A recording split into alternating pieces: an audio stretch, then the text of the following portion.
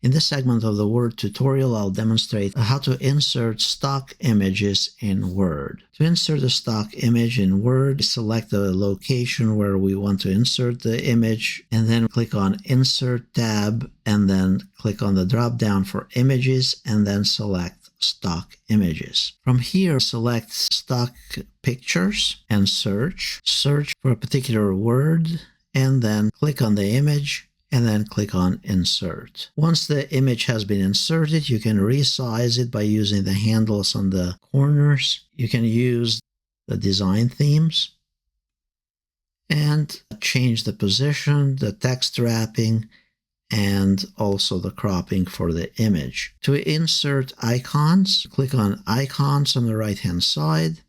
Search for the word computer, select the icon that you'd prefer, and then move it. And again, you can apply the different themes for it. And maybe you want an icon. So to insert an icon, you can simply select it, click on Insert where you want it, and then adjust the colors from the Graphics Format tab that just showed up. Then take note of additional functions from the ribbon.